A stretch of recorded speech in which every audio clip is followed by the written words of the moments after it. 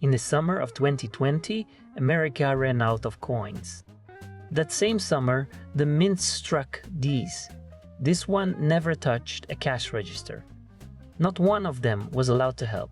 This is a 50-cent piece. 2020, Philadelphia, sealed in plastic with a grate on it. Kennedy on the front, and the front is the part everybody knows. Here is the part almost nobody knows. For 19 years, the United States Mint kept making these, and not one of them was sent out as money. Not banned, not recalled, just never released. By the end of this, you will know why your pocket has never held one, and who decided that.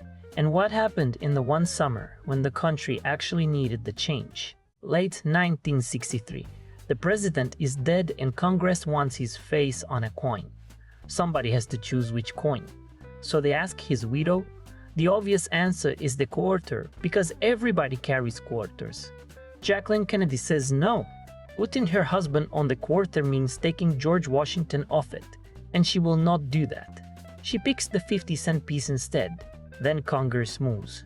Public Law 88-56 is signed on the 30th of December, 38 days after Dallas. The chief engraver, Gilroy Roberts, has no time to design a new portrait, so he uses one he had already cut for a medal. Frank Gasparo cuts the back, and then the widow sees the trial pieces, and she asks for one small change. She wants the hair softened.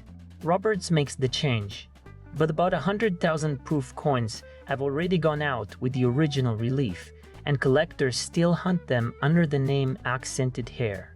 The first coins are struck on the 11th of February 1964. They reach the public on the 24th of March, and then America does something nobody at the Mint planned for. It keeps them.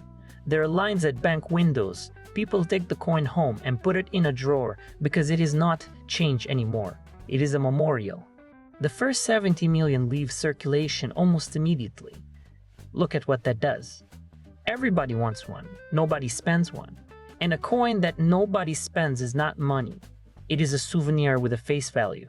A souvenir does not have to be restocked. And that is how this coin quietly walked out of the economy. Think about a cash drawer in a shop. 4 slots. Pennies, nickels, dimes, quarters. There is no 5th slot for a 50-cent piece. So cashiers do not want them. Banks stop ordering them, and the Federal Reserve stops asking the Mint for them. Follow that chain because it ends on a specific year. The last year the United States struck $50 for general circulation was 2001. That is not the last year they were made. That is the last year they were made to be spent. After 2001, the presses kept running. From 2002, the Mint kept striking Kennedy halves. Same presses, same ordinary finish, same ordinary coin, not proofs, not special editions. 50-cent pieces made the way circulating money is made and never sent into circulation. The trade has a name for it, NIFC, not intended for circulation. There was exactly one way to get one. You bought it from the Mint yourself, in rolls or in bags, and you paid more than 50 cents for a 50-cent coin. 19 years of that. 2002 through 2020. Every one of those dates is legal tender that was never once handed to anybody as change. And then came the summer when the country ran out of change. The 1st of June 2020, United States Mint opened sales of the 2020 Kennedy $50. Rolls and bags, straight to collectors. Now hold that date because something else is happening that month. In June of 2020, the Federal Reserve starts rationing coins. Banks do not get what they order. They get an allocation, based on what they used to take. In July, the Fed convenes a group called the US Coin Task Force. The Mint is in the room. There is a hashtag, #GetCoinMoving. I checked these dates twice because they sound invented. Fresh $50 going out by the back. In the same weeks, the country was rationing change. And here is the genuinely absurd part. Nobody had banned anything. Every one of those coins was legal tender from the second it left the press. You could have carried a bag of them into any shop in America and spent them at 50 cents each. Nobody did. So the country asked the public to dig through the sofa with a hashtag, and brand new 50-cent pieces kept going out to collectors by the bag. There is no villain in this story, and that is exactly why people invented one. Suppose for a second that the shortage was arranged. That is the version half the internet believes. The coins were held back or pulled to push people onto cards. It is a good story, and it has a real fact inside it. Coins really did stop reaching the public in 2020. But to look at what the task force put in writing in February of 2022, in a report called The State of Coin, the problem was not production. The problem was movement. Shops closed, so people stopped paying in cash, so nothing came back through the tills. The coins existed the whole time. They were sitting in jars and cars and sofas all over America. Nobody has ever produced an order to pull them because there was not one. Now type Kennedy $50 into YouTube. The story goes that one of these is worth millions, and that story is everywhere. Top 6 rare dollar coins worth millions. 1,055,000 views on that one. Top 4 Kennedy halves that could turn you into a millionaire overnight. Another 223,000. I am not going to pretend those numbers are fake, because they are real and they are bigger than mine. But run the simplest test there is. The mint sold this date by the bag to anybody with a credit card and an address. A coin you can order in bulk is not a rare coin. So the reason this one is not worth 50 cents has nothing to do with reality.